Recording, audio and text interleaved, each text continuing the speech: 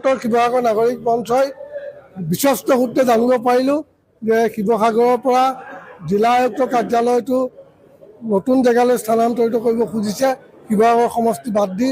তাৰ প্ৰতিবাদত আমি এখন ৰাজহুৱা সভা আহ্বান কৰিছিলোঁ আৰু আজি তাত বিভিন্ন দল সংগঠন ব্যক্তি ইয়াত উপস্থিত হ'ল আৰু আমি উমৈহতীয়াভাৱে এটা সিদ্ধান্ত প্ৰস্তাৱ গ্ৰহণ কৰিছোঁ। প্ৰথম প্ৰস্তাৱ মতে এই যিটো প্ৰস্তাৱিত নতুন জিলা আয়ুক্তৰ কাৰ্যালয় সেইটো শিৱসাগৰ সদৰ সমষ্টিতে বাহাল ৰখাৰ আমি দাবী জনাইছোঁ।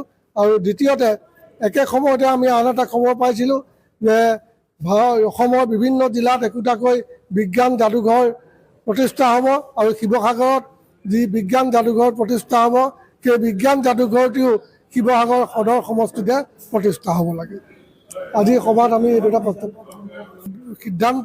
প্ৰস্তাৱ দুটা গ্ৰহণ কৰি অসমৰ মাননীয় মুখ্যমন্ত্ৰীক প্ৰেৰণ কৰিবলৈ সিদ্ধান্ত লৈছোঁ আৰু তৎকালিকভাৱে আমাৰ স্থানীয় বিধায়কৰ যোগেদি বিধানসভাত যাতে বিষয়টো উত্থাপিত হয় তাৰ ব্যৱস্থা গ্ৰহণ কৰিবলৈ আমি তেখেতলৈ প্ৰেৰণ কৰিবলৈ ব্যৱস্থা লৈছোঁ আৰু পৰৱৰ্তী সময়ত আমি জিলা আয়ুক্তৰ যোগেদি এই প্ৰস্তাৱটি পুনৰ অসম চৰকাৰলৈ প্ৰেৰণ কৰিম।